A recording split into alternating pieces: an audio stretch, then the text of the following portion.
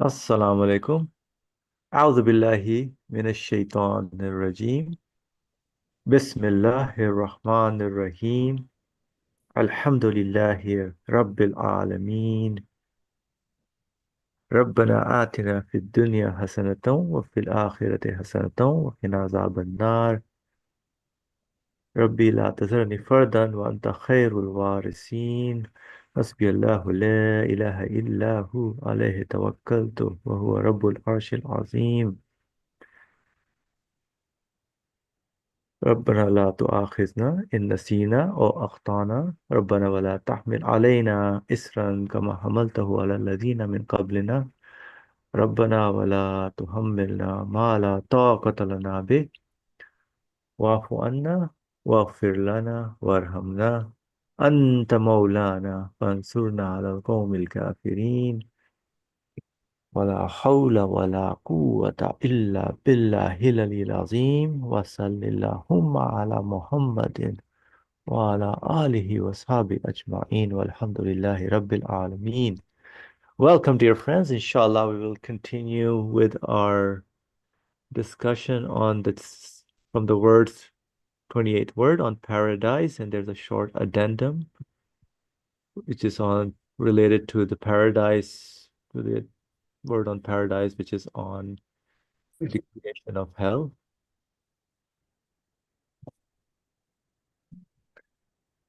So we'll go through it right now. So basically, we were get we went over the descriptions of paradise in the examples that the author presented. We looked at section al-insan, which also had some different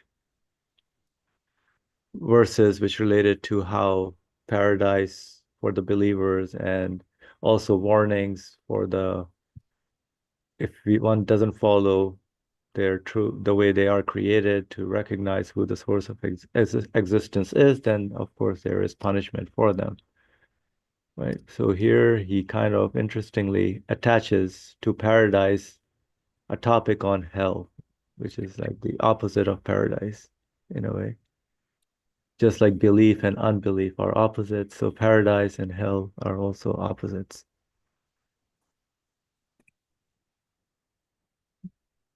Are you saying anything, Brother Ali, or all right. I'm just opening my book. Okay, inshallah. That's good. Yeah, so the opposite of paradise, hell, is also being mentioned in this topic. So let's go over what he's saying in his short addendum, inshallah. So, as is proved in the second and eighth words, belief bears the seed of a sort of paradise. So, within belief is the seed of paradise, while unbelief conceals the seed of a sort of hell.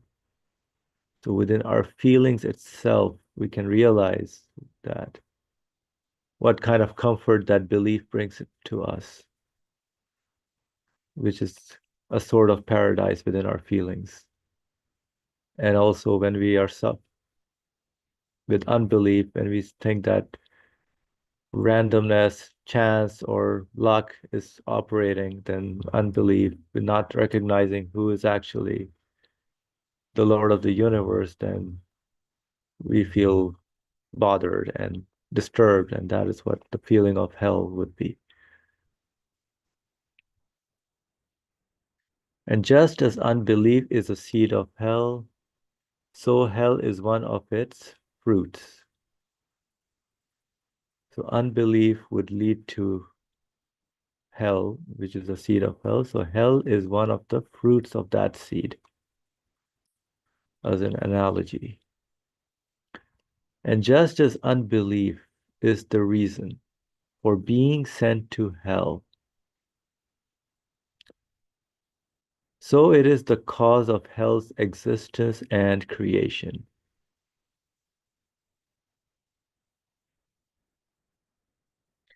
But unbelief is also the reason for being sent to hell. So is unbelief the cause of hell's existence and creation? Because that unbelief deserves hell.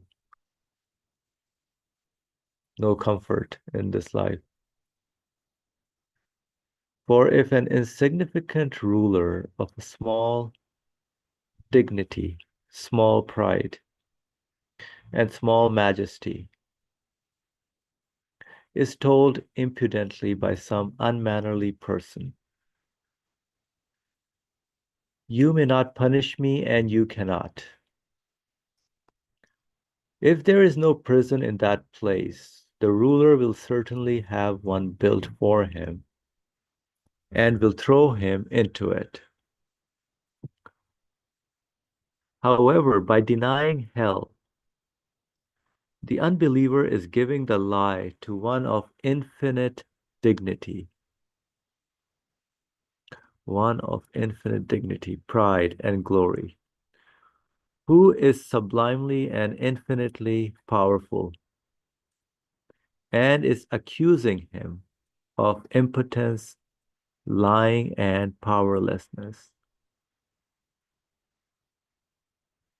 So by denying hell, there's a sort of accusation to the most Lord of glory, the powerful one.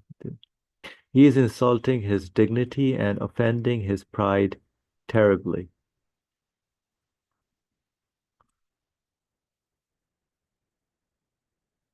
He is rebelliously causing affront to his glory, challenging in a way, rebelliously. If to suppose the impossible, there was no reason for hell's existence, it would certainly be created for unbelief, which comprises denial and ascribing impotence to this degree. And such an unbeliever would certainly be cast into it. O our sustainer, you did not create that in vain, hell in vain. Glory be unto you, save us from the penalty of the fire, which is Quran section 3, verse 191.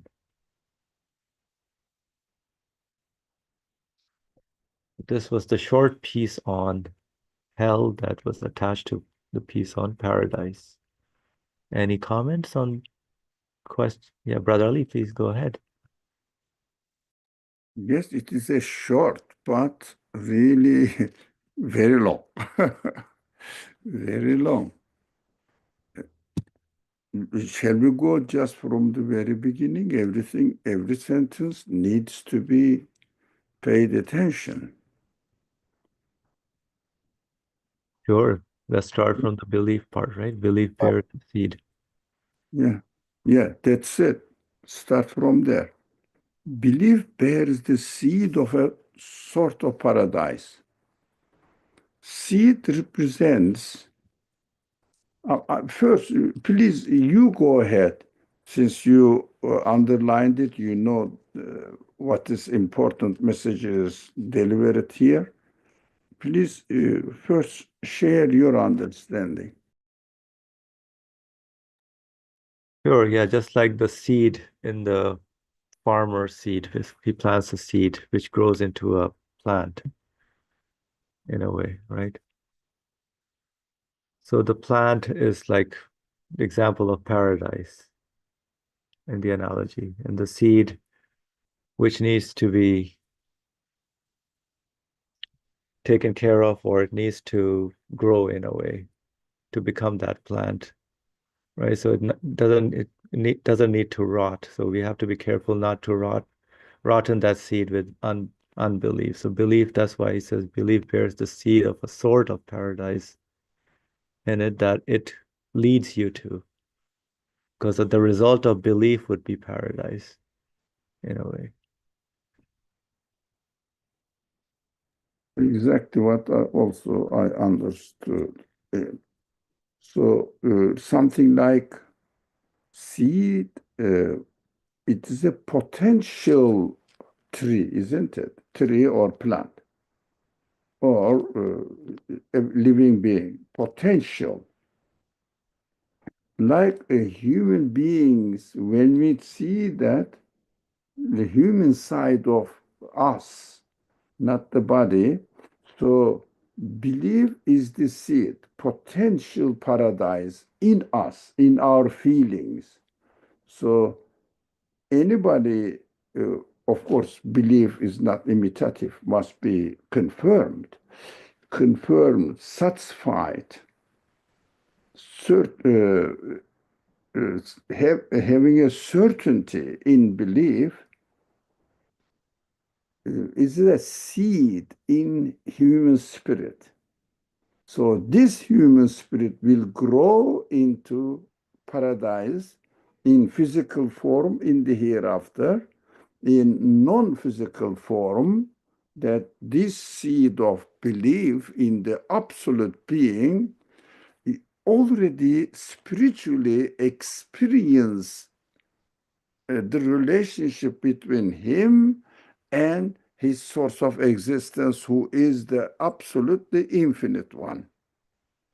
So human beings, although is very restricted, restrained within the body, but human spirit feels the paradise of infinite qualities of its creator. So he is connecting himself or herself to its source, so that spiritually he experienced the tree here in this world.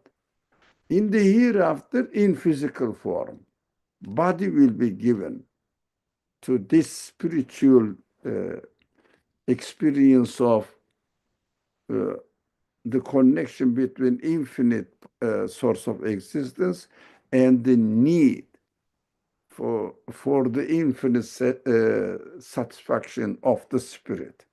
This connection is beautiful, and also this definition of belief and connection to paradise is excellent. So the opposite will follow now. Right, thank you. Yes, so unbelief conceals the seed of a sort of hell.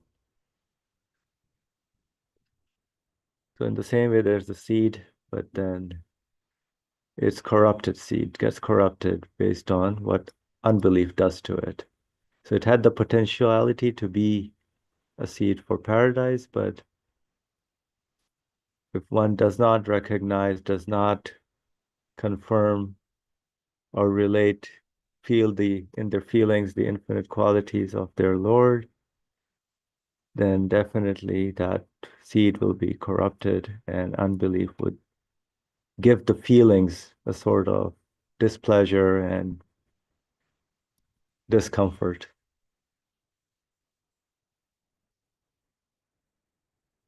Rotten seed feels so horrible, isn't it? Yep, very sad. For example, if someone doesn't notice that one of the onion, I experienced that on many occasions. One of the onion is rotten. When you cut it by mistake without not, oh, horrible smell.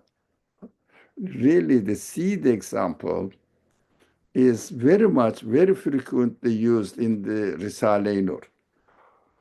This author, we are reading his book, uses the seed example on many occasions because it's a uh, interesting creation. So that explains everything, many things really, and in explaining paradise and hell also, with the analogy of a seed is really hits the point, mashallah. Alhamdulillah. And there's a comment from Furi, unused seed equals rotten seed equals hell. Yeah, if you don't even use the seed correct, your human potential that you have, right, that becomes also so potentiality, not using it to confirm anything. Yeah, that rots the seed as well. All right. And just as unbelief is a seed of hell. So hell is one of its fruits. So we saw that, okay, yes, the seed can be rotten and unbelief within our feelings can cause havoc. So hell is one of its fruits of the seeds of hell. Brother Ali, please go ahead. So I would like to hear your comment first. You underlined it. Yeah, so he builds I the would like to hear, yeah. yeah, the author builds further on what that unbelief being a seed of hell is. He says hell is one of the result of the in terms of the fruit that you get, one of its fruits, right? Just like the of a tree, the beautiful fruit is the result. The same thing, which is delicious, let's say, but in this case, the fruit is not basically what you deserve based on that's what hell is. So unbelief gives you the fruit according to what you deserve in a way. That's why it becomes one of those fruits. That's how I took it. Yeah, I checked originally. It doesn't say uh, one of the what was the seed is, yeah. So hell is one of its fruits. No, it doesn't say one of it. What is the others? I asked when then I checked.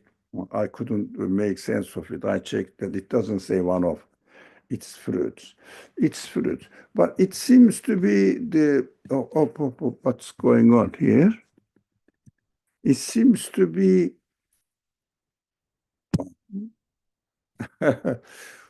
sorry, it was a mistake. It seems to be repetitive because the previous sentence said the same thing, while unbelief conceals the seed of a sort of hell. But he says, and just as unbelief is seed of hell, so hell is one of his fruits. No, hell is his fruit. No, rotten in our example, rotten seed doesn't grow, but this unbelief is a seed which grows unbelief into a tree, and the fruit of this tree is nothing but harmful. As the Quran describes this, when they eat something, you know that the description in Ghashia. It's very famous. Shall we, would you prefer to study that verses? Just, Yes, inshallah, let's do it. yeah.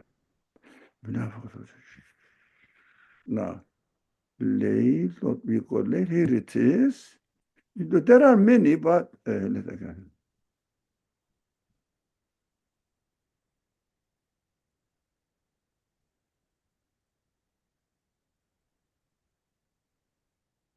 now, here it is. Shall I, or would you? Did you find it? Ghashia, uh, 88th, section 88th, and starts from, yeah, first verse onwards. You can just share it, inshallah. Inshallah. All right. I think everybody should see it. Bismillah ar-Rahman ar-Rahim. Halataka hadithul ghashiyah. Has there come unto thee the tiding of the overshadowing event? Or have you heard about the overwhelming event? Or the news came to you about the overwhelming event? Yeah. Now, that is hell. description of hell started. Yeah. Next. وجوه يومئذ خاشية.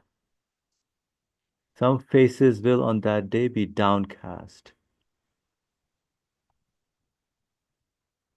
Yeah. Faces will be, wow, sad in a way, downcast, He knows what's going to happen. humbled, yeah. Yeah, he knows what's going to happen to him. Oh, God. The calamity, yes. Amilatun nasiba. Toiling under burden of sin, worn out by fear. Totally overburdened, exhausted. Amilatun nasiba.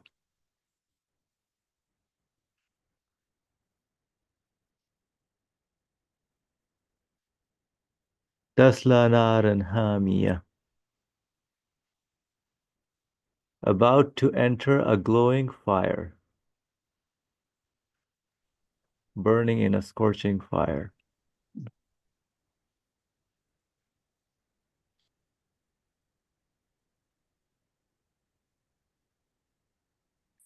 Any comment, Brother Ali? So the overwhelming event, basically, where the faces will know what's going on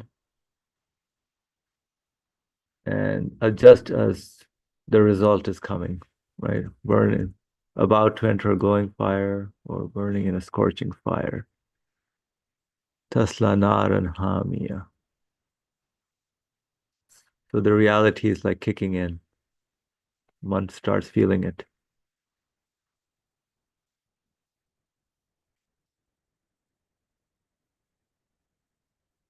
Tusqa min aini aniya. Given to drink from a boiling spring. Left to drink from a scalding spring and will be given drinks from a boiling spring.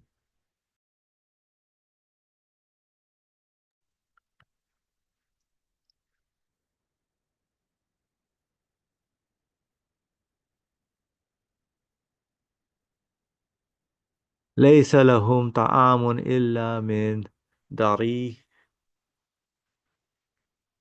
No food for them save the bitterness of dry thorns. They will have no food except from a thorny plant or shrub.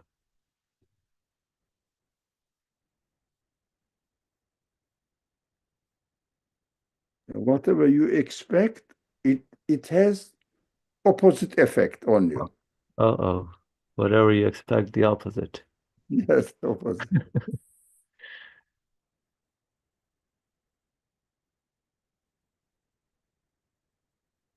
لا يسمن ولا يغني من جوع, which gives no strength and neither stills hunger. So no satisfaction at all, right? No nourishment, nothing. More hurting than actually pleasing.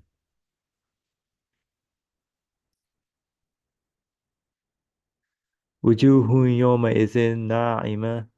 That now description of paradise or the people in paradise. And some faces will on that day shine with bliss, peaceful. Yeah. Now that is paradise. Hmm. So, Description. so Now, first hell and then description of paradise. yeah, So it's a new that's, paragraph. This is a new paragraph. I see. This is one of them. There are many others, but we should be careful that it is not Allah pushes the man into fire. Man himself, human being himself, pushes himself into hell. And paradise also, uh, the man who believes and confirms the creator, and the creator says, okay, I will create you the same thing, and he looks forward to the creation of paradise, the person who prefers denial prepares himself for non-creation of what he wants. Of course, human beings want satisfaction, just non-creation of it. That is hell. For example, if you if the farmer, a farmer, sows the seed of I don't know, say a seed of a plum. The plum tree is created. That's what Allah creates. You wanted this, here you are. But Allah creates, the God creates, that is sure, but God doesn't push the farmer to ask him to create the plum tree. The farmer is free to choose. You knock at the door, and you will find that you will find that you are knocking at the door of hell. Allah says, okay, here it is. God says, here it is. Since you came here, get in. So that is what we should understand. Allah will punish you with hell is a wrong statement. Allah will punish you with hell is understood in wrong way. Now, God says, what if you ask me to create the hell? You cannot bear the pain there, deprivation of everything you want, just to oppose it. You feel hungry, you eat something. The more you eat, the more unsatisfied you will be, and the more pain. Why? Because you denied the Creator, and the Creator says, okay, you take care of your own self. So Allah, God, doesn't punish human beings with hell. Human beings sow the seed of hell, which is unbelief. Allah creates the tree accordingly. Unbelief tree. It means full of pain tree. Yeah.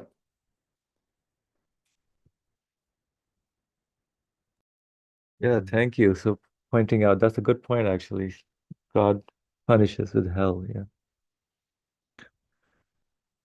Used in the culture mostly. Yeah, the reward. Ceza in Arabic, the result of what you wanted, what you deserve. For this typical example, our student-teacher example, and everybody knows it. If you give a paper, extreme example, there is no answer, the right answer. Teacher gives you zero. Not teacher gives you zero because your test deserves zero. Your test is saying, give me zero. Your test is saying, oh teacher, give me zero. Teacher says, if you ask me to give you zero, I will give you zero. The paper, your answer asks the teacher to give it zero. So we said, teacher gives the grade. No, your paper gave it. But if somebody makes everything perfect, this paper says, give me 100. Grade A plus. So teacher says, well, you ask me to give you A plus, I will give you A plus. Teacher is innocent. So what we say, teacher punishes the student who doesn't study. teachers rewards the student who studies perfectly. So in this sense, punishes and rewards, two meaning, el ceza, cezauhum, Quran uses their punishment or reward. Both of the meaning included in the one word, ceza, ceza. That is how we should read. But of course, some people love to translate this. God punishes them, jaza. Their punishment is going to be hell. No, it's not punishment. It is what they are asking. God says, okay, if you ask me this, I will give it to you. So jaza is really like a reward, No, just compensation. Whatever compensation. you ask, the result. The result. Yeah, the result. Uh, Jaza has two meanings, depending on the context. Either reward or punishment. It means what you deserve.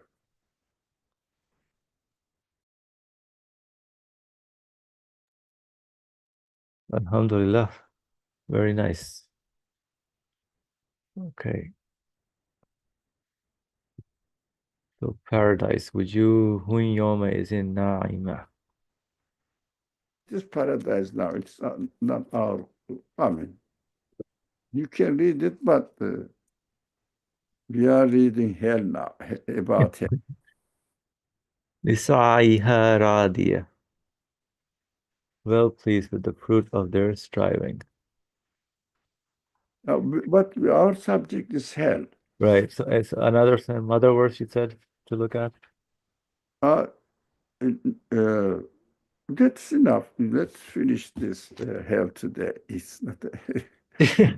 Oops. Let's go here. There we go. Yeah. So that's why the fruit. Hell is its fruit. Does that make more sense? Right? Or the consequence of unbelief. And just as unbelief is the reason for being sent to hell, so it is the cause of hell's existence and creation. So that's interesting also, right? The cause of hell, existence and creation. It must be so, right? To distinguish between belief and unbelief.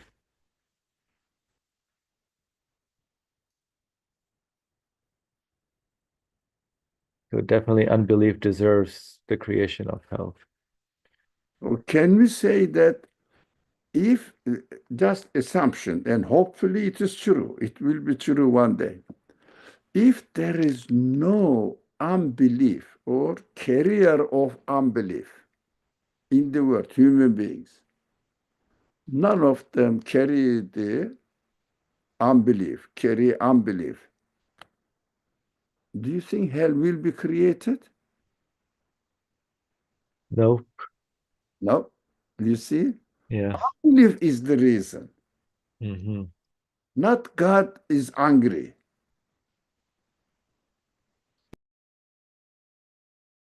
Very interesting, yes. Yeah, so unbelief. Uh, Unbelief is the cause of creation of hell. It is very excellent point. Right. MashaAllah. And then he gives the example if an insignificant ruler of small dignity, small pride, and small majesty is told impudently by some unmannerly person, you may not punish me, and you cannot. So this is like an arrogant statement or by an individual based on the so on anyone who claims that yes, I should not be punished for my unbelief. It doesn't work. So if there is no prison in that place, the ruler will certainly have one built for him. So the ruler will certainly have one built for him and will throw him into it. So that's why the creation and existence, if there's unbelief, yes, there's a reason for the existence of hell and its creation. Denial has this attitude, has this sense. Denial, unbelief, has this sense. The one who created me, no, no, come on, I don't care about him. Denial means, no, no, he doesn't exist. There is no such thing. There is no creator. So it means that he cannot punish me. Why? Because it doesn't exist. There is no such thing. I am free to do everything what I want.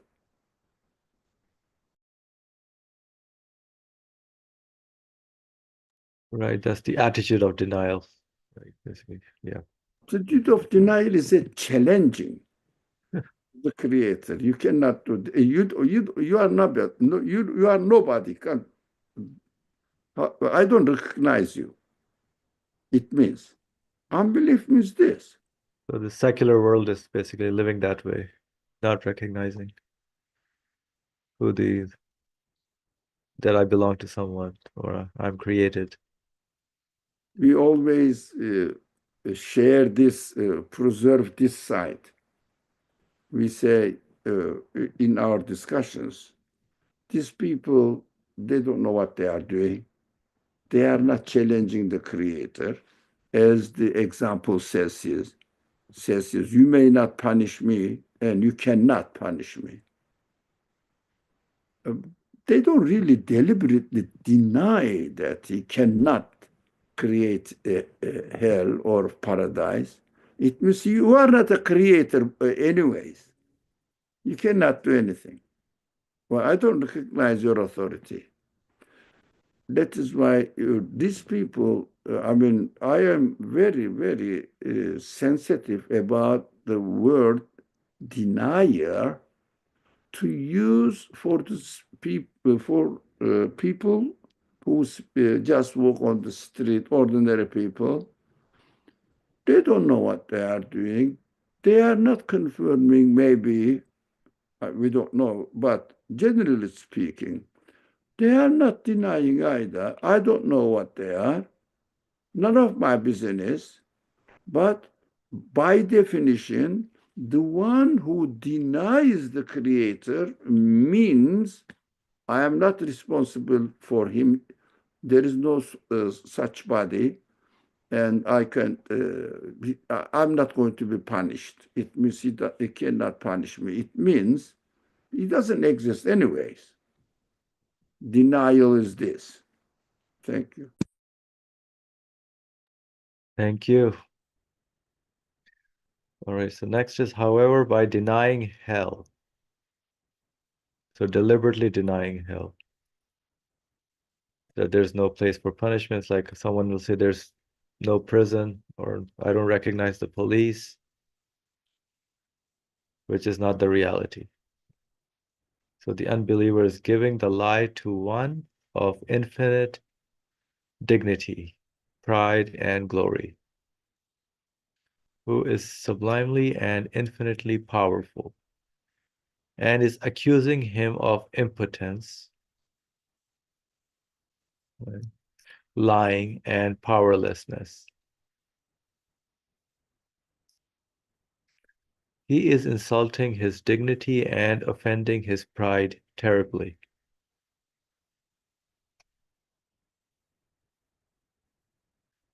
So he is rebelliously, so this attitude of rebellion, challenging, causing affront to his glory.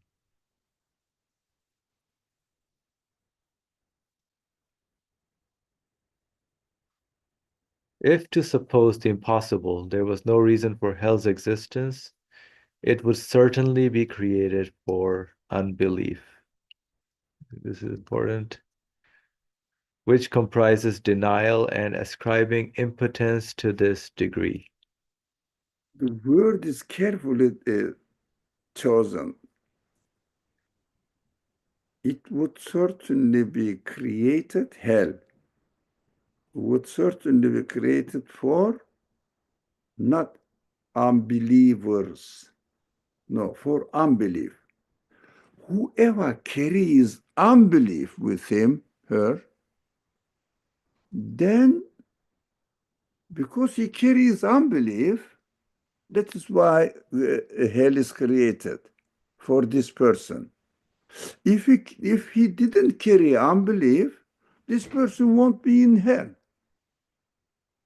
because I am loaded with unbelief. So hell is not created for deniers. Hell is created for denial, unbelief. This is very important in our rhetoric. We don't use this rhetoric. We use unbelievers. We imitate Quranic language.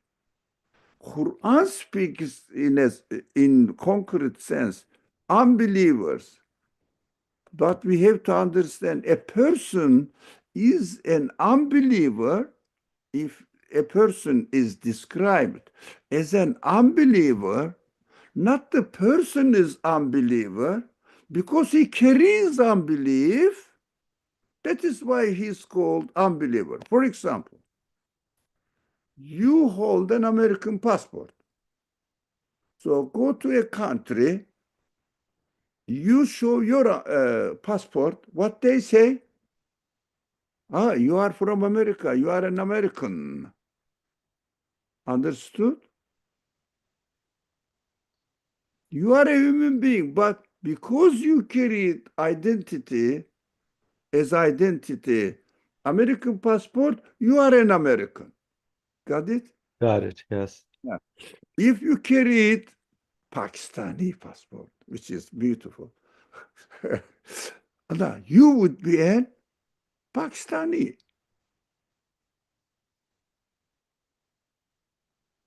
But you are a human being, but you are Pakistani because you identify yourself with Pakistani passport.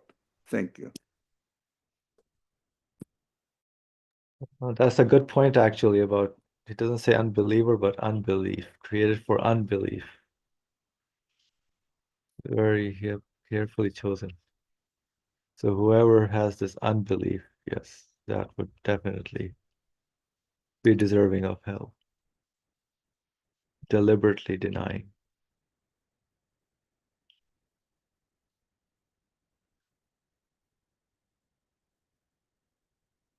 All right. Any other comment or thoughts on this?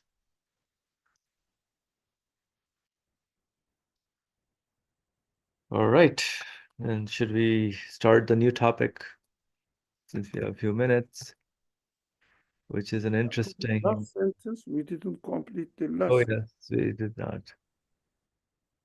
So unbelief, which comprises denial and ascribing impotence to this degree.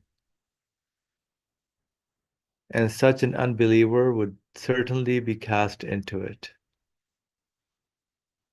So whoever keeps this unbelief, this denial, and challenges deliberately would certainly be cast into it. If someone denies, for Into, example, right. if someone denies in America, White House and president, denies it. There is no such thing. There is no authority. There is no judgment here, or there is no court. There is no prison or police. What does it mean? They cannot do anything to me because they have no. There is no White House. There is no authority. There is no court. So denial includes in it uh, ascribing impotence to the creator. You cannot punish me, or you cannot do anything to me because you don't exist.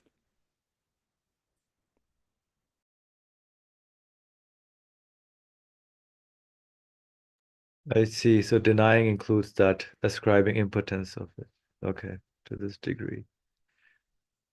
It's comprised In of. fact, denial is a challenge to the creator. That is how I understand. Challenge to the creator. It means I am not going to acknowledge you. I am not going to acknowledge your power, your creatorship. I'm not going to acknowledge it. It means really, because denial must be performed against something. That is why Quran equates denial with it is called belying or giving a lie. Tekzip. Uh, what is the best word for it? Giving a lie. I think that is how it is translated. You are lying.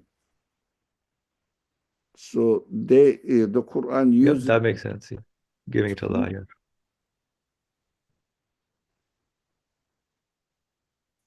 Can you please repeat? Yeah. I said the author is also giving the lie to one often. Yeah, giving the lie to. Yeah, giving the lie to the Creator. You are saying, I exist. I am the owner of the universe. I say, no, I'm not acknowledging you. That is why if someone now I'm not a mathematician, but it makes sense. If there was no existence which represented by one, then if you say there is no one, it means, for example, there is no, let's say, I don't know, orange tree in the world. It means I am saying there is only zero orange tree in the world. Zero is the representative of hell, because I am denying the existence of something. There is denial. This is the denial. Existence of something is denied, unbelieved in it. Now, if there was no one, number one, there would be no number zero. I don't know, it's a number, yes, zero. There would be no zero. So we have to understand that zero, we acknowledge zero and use the word zero just because of the existence of one.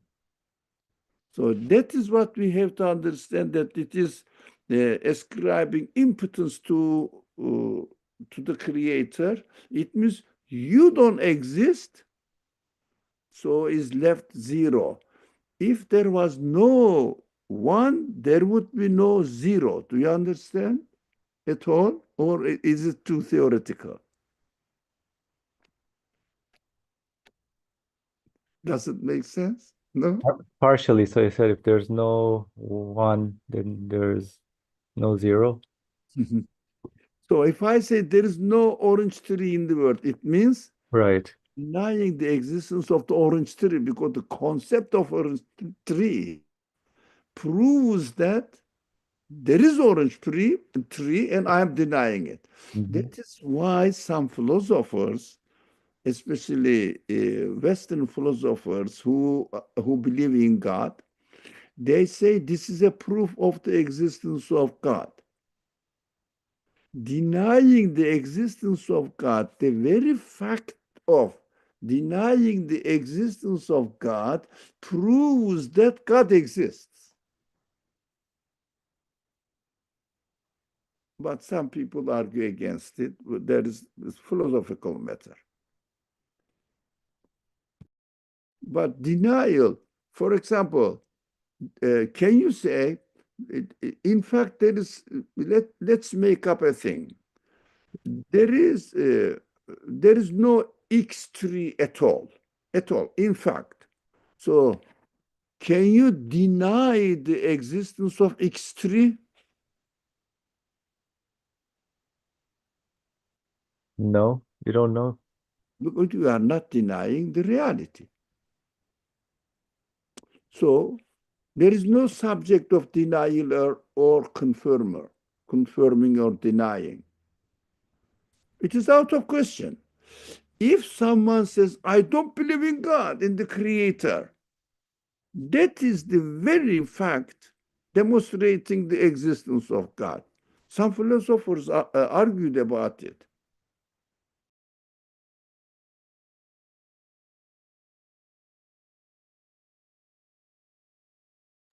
Yeah, just for the fact that they're saying that I'm going to deny this God, right? So they know they have a concept of God. Deny something, you must have a point of reference. So, for example, a person in a village in China, does he deny God? Can we talk that this person is denying God? No, he's not. Yeah, that is why kafir has two meaning. It has two meaning. If in Arabic, if kafir is used with bi, kafir bir Rasul, kafir billah, that is denial because God exists and they are denying it. But if kafir is used in the Quran without bi, it means ungrateful, not denial, ungrateful. The word kafir without the B is ungrateful, Yeah. usually. For example, kafir billah or küfranul ni'me, denying of God, being ungrateful to the blessings. But küfranul ni'me, there is no be. Küfran el ni'me. That is why denial is always used with be in the Quran. But at the end of the sentence, humul kafirun, we understood kafirun billah. Otherwise, it would be ungrateful people, depending on the context. But that is the principle. That shows that in Arabic, that shows that the person who is aware of the reality that knowledge-wise, the universe must have something, but I'm not going to submit myself to him.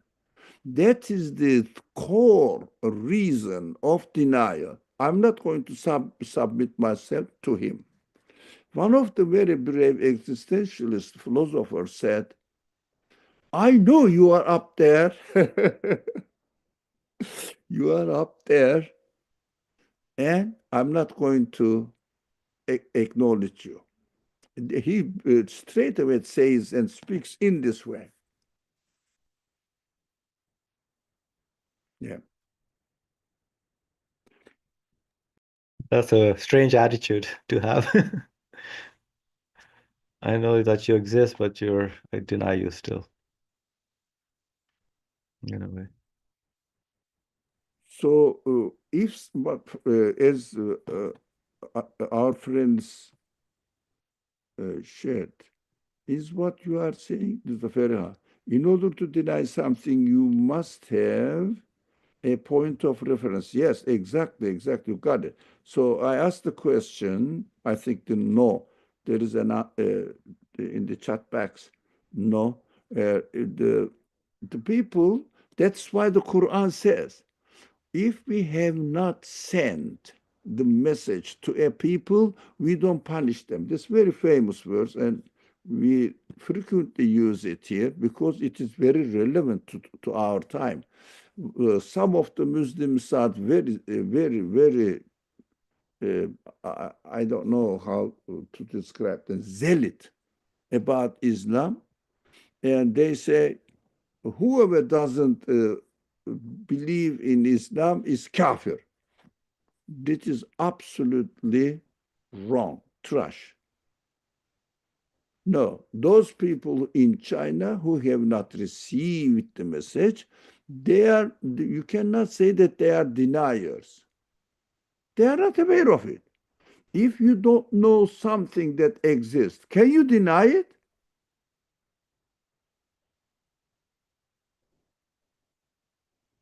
No, Answer. no, No, you don't know. Just impartial. I don't know.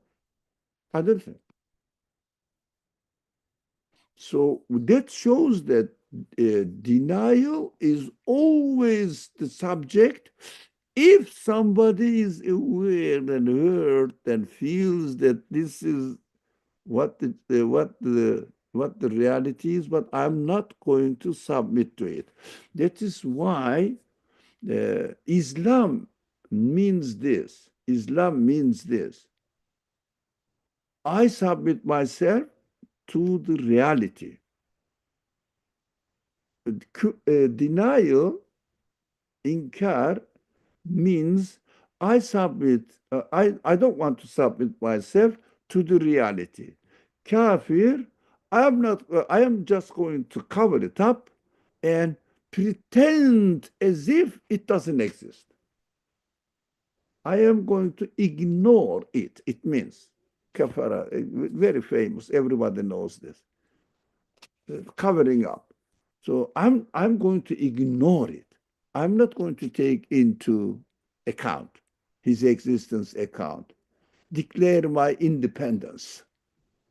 That is called kafir. Still, if you want to, if you want, if you want to describe somebody as kafir, he must know that he is hiding the seed, hiding something, hiding something. Otherwise, he wouldn't be kafir. Do you understand? You are not hiding anything, or somebody is not hiding anything. Can I call him kafir? nope, you cannot. No, he's not covering anything. So we have to be very careful while using these words, kafir and münkir.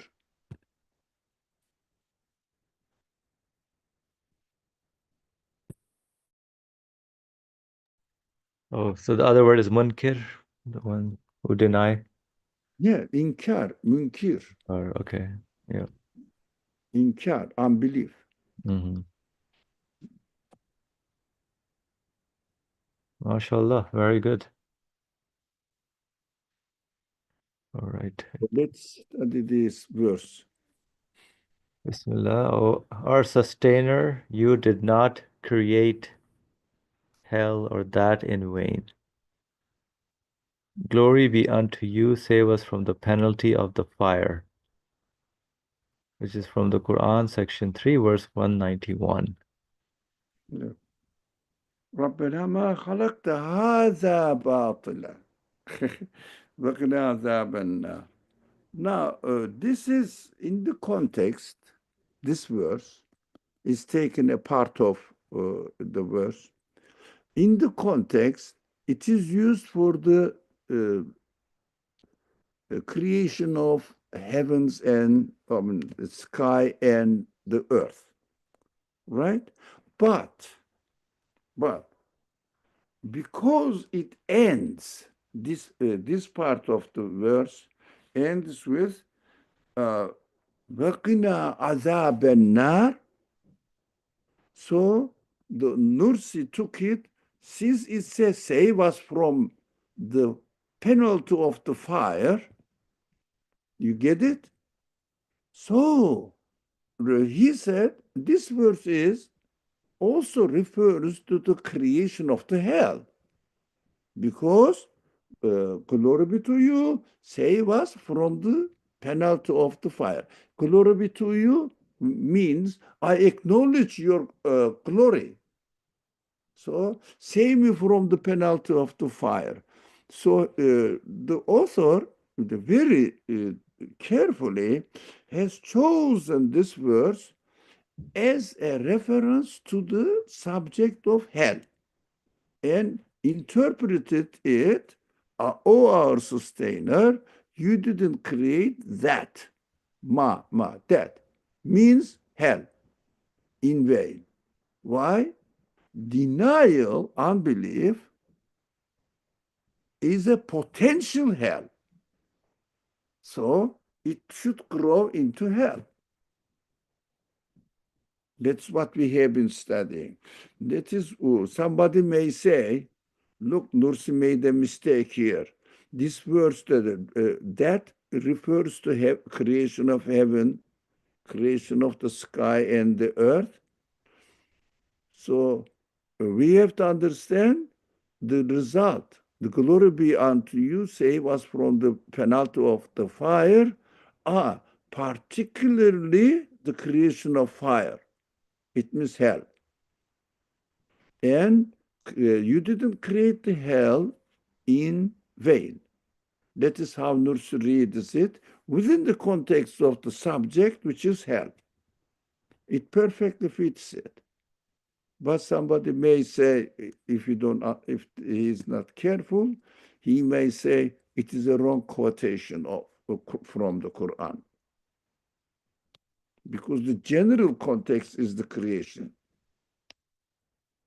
This very famous. إن في خلق السماوات والأرض واختلاف الليل والنهار لآيات لأولي الألباب الذين يذكرون الله قياما وقعودا وعلى جنوبهم ويتفكرون في خلق السماوات والأرض, all creation of the samawat world. And continues, ربنا ما خلقت هذا باطلا فقنا عذاب النار. So we understand that, yes, in the general context, that refers to sky and the creation of the sky and the earth. But in its specific context, it refers to the وَقِنَا عَذَابَ النَّارِ. It means penalty of the fire, not penalty of the fire.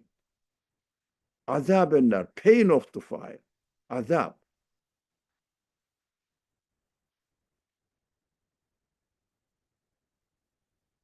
Pain of the fire. It's much better.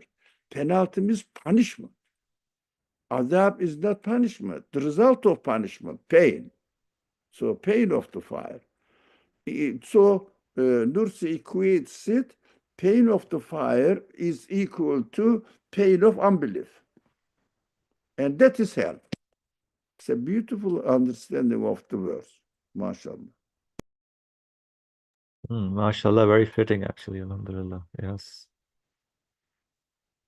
You did not create that, so the ma part is within the context changed here in this, yeah, based on the topic and the subject and the pain of fire to seek protection. So the creation of the hell as well. Inshallah, I think we are good for today, inshallah. So we'll stop here, inshallah, and then we'll start the new topic next time. بسم الله الرحمن الرحيم سبحانك لا علم لنا إلا ما علمتنا إنك أنت العليم الحكيم وآخر دعوانا على الحمد لله رب العالمين بحرمة سورة الفاتحة. After, please, we should stay here and talk about